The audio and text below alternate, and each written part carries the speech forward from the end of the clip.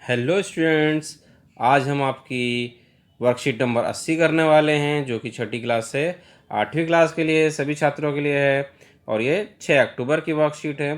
तो सभी बच्चे यहाँ अपना पहले नाम लिखेंगे, यहाँ अपने शिक्षक का नाम लिखेंगे, यानी कि कक्षा अध्यापक का नाम लिखेंगे। आज जो हम पढ़ने वाले हैं वो है प्रदूषण के बारे में। हम जानते हैं आजकल कितना प्रदूषण हो रहा है। ठीक है जी। हवा में सांस लेना कितना मुश्किल हो गया। कहता है पर्यावरण में हानिकारक पदार्थों का मिल जाना क्या कहलाता है? प्रदूषण कहलाता है। जब हवा के अंदर हानिकारक पदार्थ मिल जाते हैं, पर्यावरण में हानिकारक पदार्थ मिल जाते हैं, तो हम कहते हैं प्रदूषण हो रहा है। यह भूमि, जल तथा वायु को गंदा करता है। ये भूमि को, जल को, वायु को, सबको क्या करता है? गंदा करता है। और इन्हें उपयोग के लिए असुरक्षित या अनुपयुक्त बना देता है। और इन्हें प्रयोग करने के लिए क्या बनाता है?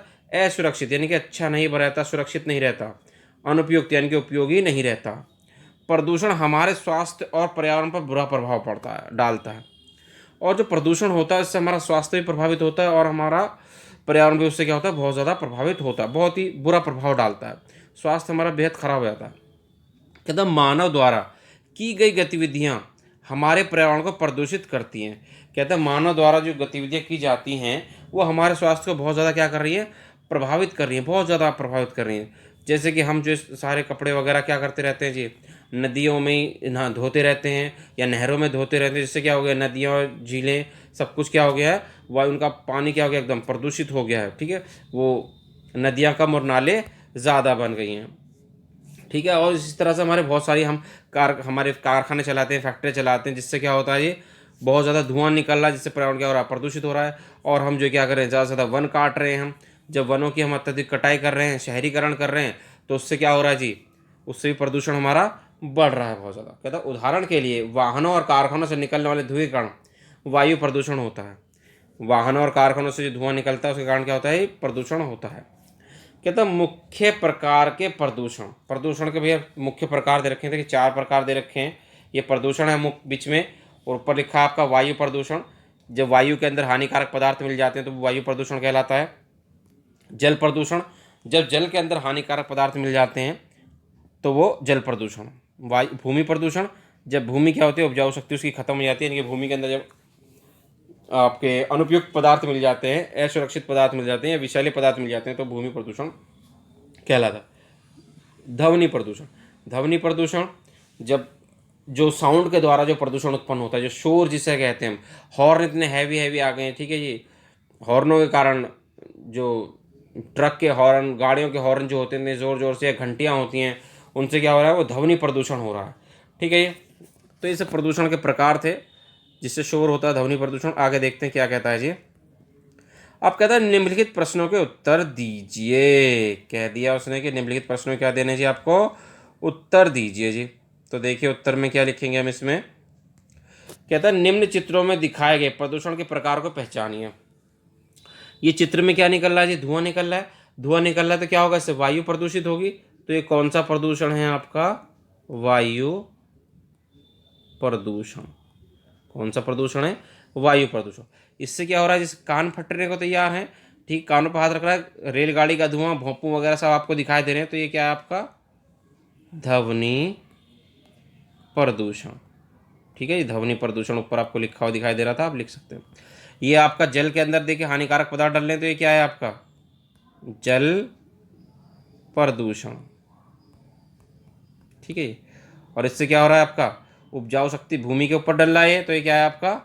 भूमि प्रदूषण।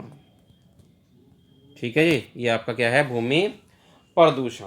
तो इस तरह के आपके क्या है? चारों प्रदूषण हो गए। अब देखिए आगे क्या है जी।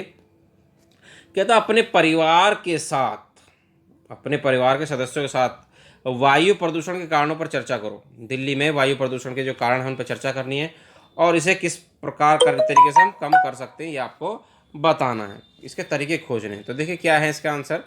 तरीके तो इसके बहुत सारे हैं। देखिए प्रदूषण के कारण हम जानते हैं, जो कारखानों से, फैक्ट्रियों से निकलने वाला धुआं है, ठीक है, जो वनों की कटाई है, उससे भी वायु प्रदूषण हो रहा है। और जो गाड़ियाँ अंधाधुंध चला रहे हैं हम, जो पॉलीथीन का प्रयोग कर रहे हैं अंधाधुंध, इस सब से क्या है? हमारा वायु प्रदूषण है। जो हम जलाते हैं, ये कूड़ा करकट हम सब जला देते हैं, ठीक है। जो हरियाणा के अंदर और पंजाब के अंदर जो परोली जलाई जाती है हर साल जो है फसल काटने के बाद, उससे भी क्या होता है, वायु प्रदूषण बहुत ज़्यादा हो रहा है। तो देखिए इसका आंसर हमने किस तरह से दिया वो देखते हैं हम। तो देखिए इसका आंसर क्या है आपका, नीचे ये रहा आपके सामने। तो देखिए क्या है आपका, किस तरह से आंसर देखिए, कहता है दिल्ली में, उत्तर देखिए, वायु प्रदूषण के कारण निम्नलिखित हैं। वायु प्रदूषण के कारण क्या है जी, निम्नलिखित हैं, आपको नीचे दिखाई दे रहे हैं। क्या क्या कारण है जी। पहला कारण है फैक्ट्रियों से निकलने वाला धुआं। फैक्ट्रियों से निकलने वाला धुआं जी वायु प्रदूषण का मेन और मुख्य कारण है। डीजल से चलने वाले वाहनों का अत्यधिक प्रयोग, जो डीजल से चलने वाले वाहन हैं उनका अत्यधिक प्रयोग हो रहा है जी। हरियाणा और पंजाब में पराली जलाने से निकलने वाला धुआं, हरियाणा और पंजाब के अंदर जो पराली जलाई जाती है उससे जो निकलने वाला धुआं है वो भी क्या है, मुख्य कारण है। ठीक है जी। या पॉलीथीन को जलाने के कारण भी आपका वायु प्रदूषण होता है। अब कहता है दिल्ली में वायु प्रदूषण कम करने के तरीके निम्नलिखित हैं। कौन कौन से तरीके, ज़्यादा से ज़्यादा पेड़ लगाएं। पहला काम तो हमें क्या करना है, ज़्यादा से ज़्यादा पेड़ लगाएंगे। ज़्यादा से ज़्यादा पेड़ लगाएंगे तो वो आपकी कार्बन डाइऑक्साइड या विषैले पदार्थों को क्या करता है, शुद्धिकरण उनका कर देता है। दूसरा, पॉलीथीन का प्रयोग बंद कर दें। पॉलीथीन का प्रयोग हमें क्या कर देना चाहिए, बिल्कुल बंद कर देना चाहिए। क्योंकि पॉलीथीन जलने से क्या है, बहुत ही ज़्यादा हानिकारक गैसें निकलती हैं, बनाने में बहुत ही हानिकारक गैसें निकलती हैं।